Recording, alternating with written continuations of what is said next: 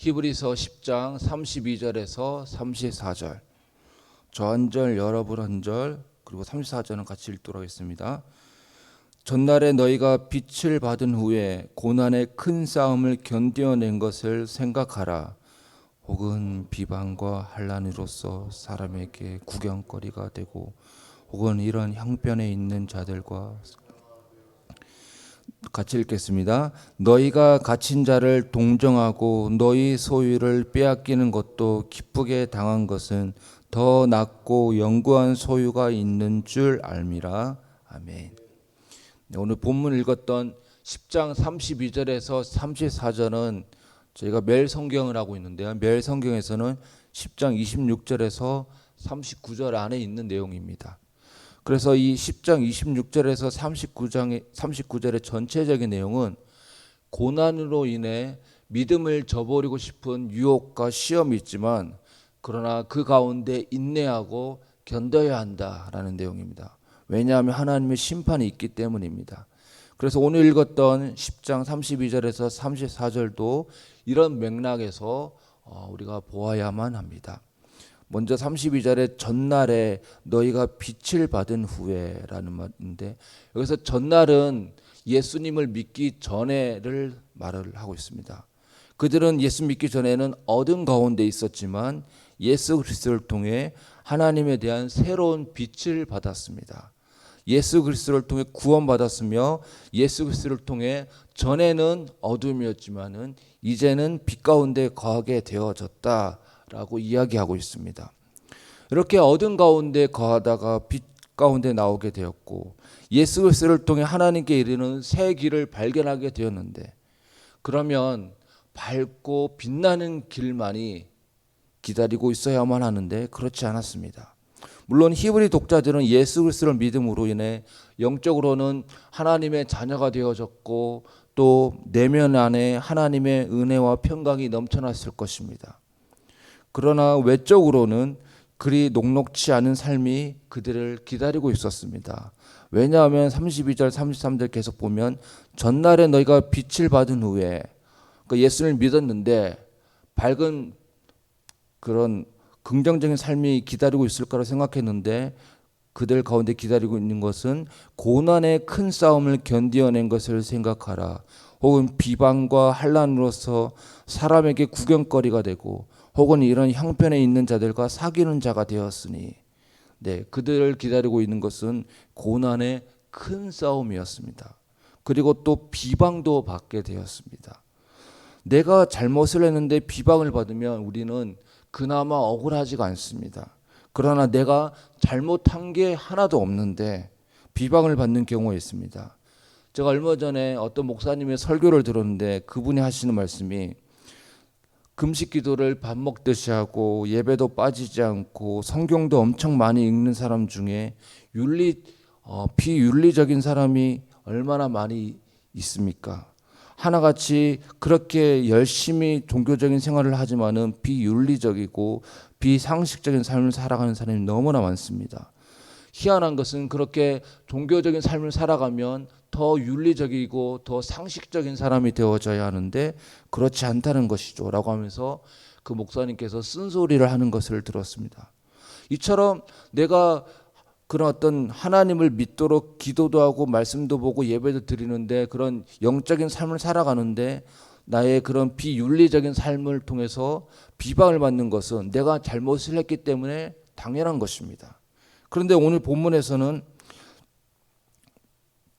내가 잘못을 해서 받는 비방이 아니라 기독교인으로서 말씀대로 살려다 보니 어쩔 수 없이 받게 되는 비방입니다. 예를 들면 회사에서 상사가 이중장부를 작성하라고 했는데, 그것은 제가 기독교 양심상 그럴 수 없습니다라고 거부하면은 그 상사가 자기를 믿게 보고 괜히 꼬투리를 잡겠죠. 그래서 내가 잘못한 게 없지만은 나는 말씀대로 살아가려고 그렇게 살았는데, 기독교인으로서 하나님 앞에 사람 앞에 꺼릴 게 없는 삶을 살아가다가 보니까 그런 삶의 방식이 다 이중장부하는데 너 혼자 그렇게 하느냐라고 하면서 너 차 유별나게 하지 말라고 그렇게 하면 너 짤 거라 하면서 어쨌든 기독교인의 그런 삶의 방식 자체가 싫은 것이죠. 히브리 독자들은 기독교인으로서 순전히 하나님의 말씀대로 살며 상식과 윤리에 근거한 삶을 살았음에도 불구하고 기독교인의 삶의 방식이 싫어서 비방을 받게 되는 것입니다. 그래서 오늘 본문에서도 비방을 받는다는 것은 내가 잘못을 해서 비방을 받는 게 아니라 나는 하나님 말씀대로 순전히 살려고 애를 썼는데 그러나 그 기독교인의 삶의 방식 자체가 싫어서 받게 되어지는, 나의 잘못이라기보다는 내가 예수님을 잘 믿어서 받게 되는 비방인 것이죠. 그 다음에 또 환난으로서 사람에게 구경거리가 되었다라고 하는데, 여기서 환난은 감옥에 가는 것도 포함입니다. 13장 3절에 보면 너희도 함께 갇힌 것 같이, 그래서 갇혔다라는 것은 옥에 갇혔다는 것입니다. 예수 믿는 것을 포기하면 감옥에서 풀려날 수 있었으나 포기하지 않았습니다. 영화 같은 데 보면 로마 그 콜로세움에서 그 사람들이 사자의 밥이 되어지고, 그런데 그 사자 밥이 되기 전에 너가 예수 믿는 것을 포기하면 이렇게 풀어주겠다라고 하지만은 끝까지 신앙의 절개를 지켰던 모습을 보게 되었습니다. 그 모습을 사람들이 지켜보며 사람에게 구경거리가 되어졌죠. 저 사람들 봐라, 저 사람들 예수 믿는 사람들이래, 저렇게 예수 믿고 이렇게 사자 밥이 되어지고 구경거리가 되어졌습니다. 그리고 여기서 환난은 소유를 빼앗기는 것도 포함입니다. 10장 34절에 보면 너희 소유를 빼앗기는 것도 라고 얘기를 하고 있습니다. 그리스도를 믿는 것을 포기하면 억울하게 소유를 빼앗기는 것도 발생하지 않게 되어집니다. 그러나 예수 믿는 것 때문에 소유를 빼앗기게 되어졌습니다. 예수를 끝까지 믿고 따랐기 때문에 억울하게 소유를 빼앗기게 되었죠. 이렇게 예수를 믿음으로 고난의 핍박과 비방과 환난과 사람에게 구경거리가 되어지고 감옥에 갇히게 되어지고 소유를 빼앗기게 되었습니다. 이런 어려운 가운데 이상하고 희한한 일이 발생하게 되어집니다. 34절인데 오늘 본문, 너희가 갇힌 자를 동정하고 너희 소유를 빼앗기는 것도 기쁘게 당한 것은, 이들은 감옥에 갇히게 되어지고 갇힌 자가 되어졌는데 옆에 있는 어려운 사람들을 동정합니다. 아, 나도 지금 어렵지만은 너도 힘들지, 같이 우리 힘내보자, 내가 뭐 도와줄 게 없니? 라고 하면서 같이 동정을 합니다. 그리고 소유를 빼앗겼지만은 그것을 기쁘게 당한다는 것이죠.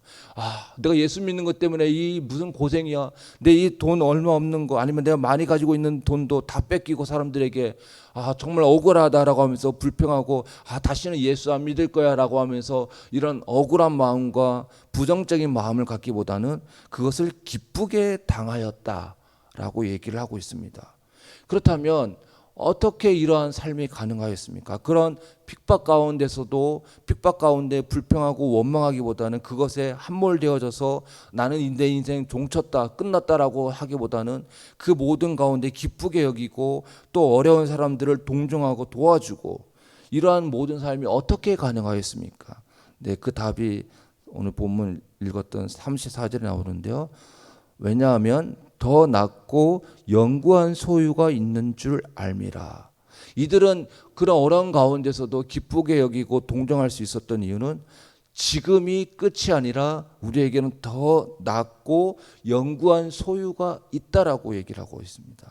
이것이 이제 16절에 근거하면은 우리를 위하여 예비된 본향, 그리고 요한계시록 말로 표현하면 새 예루살렘, 새 하늘과 새 땅이라는 것이죠. 그래서 우리가 하늘에 있는 본향, 우리를 위해 예비된 성이 더 낫고 영구한 소유입니다. 그래서 종합하면은 현재의 고난 속에서 믿음을 저버리지 말고 끝까지 인내하라는 것이죠. 인내하되 기쁘게 인내하라고 합니다. 왜냐하면 우리에게는 더 낫고 영구한 소유가 있기 때문에, 그것이 우리의 삶을 기다리고 있기 때문에. 그래서 현재가 전부가 아니고 미래에 더 좋은 것이 너희를 기다리고 있기 때문에 그런 고난 가운데서도 인내하고 계속적으로 기쁘게 여기고 동정하며 그런 삶을 살아가라 라고 하는 것이죠. 어찌 보면 이 말이 잔인합니다. 고난받는 사람에게 너 고난 계속될 거야, 이거 없어지지 않을 거야, 그래도 예수 믿는 거 포기하면 안 돼, 이 말이 얼마나 잔인한 말입니까? 얼마나 힘든 말입니까? 고난받는 성도님들에게 재정적으로 어려워하거나 아니면 관계라든지 질병 가운데 있는 사람들에게 그 성도님 그거 계속될 겁니다. 그거 멈춰주지 않을 거예요. 인내하세요라고 하는 말이 어찌 보면 되게 잔인한 말이죠. 그러나 또 어떻게 보면 너무 희망적이고 이 세상에서 말해줄 수 없는 성경만이 말할 수 있는 복음적인 메시지입니다. 왜냐하면 현재 그런 고난과 인내를 해야 되지만은 그러나 이것이 전부가 아니라 우리에게는 더 낫고 영구한 소유가 있습니다. 그러니 인내하고 기다립시오. 어찌 보면 잔인한 말 같지만은 어찌 보면 이것보다 더 소망적이고 더 복음적인 말은 없다는 것이죠. 그래서 예수 믿지 않는 사람들은 인내하라고 하면 야 지금 네가 내가 당하는 고난을 알고 있어? 라고 말을 할 수 있겠지만은 그러나 우리가 그렇게 말할 수 있는 이유는 우리가 더 낫고 영구한 소유가 있기 때문이라는 것입니다. 우리에게는 초대 교회와 같은 핍박은 없습니다. 그러나 예수 그리스도를 믿고 따라가는 게 쉽지는 않습니다. 이 모든 것을 기쁘게 인내하며 갈 수 있기를 바랍니다. 주님이 그러한 은혜 주시기를 간절히 소원합니다.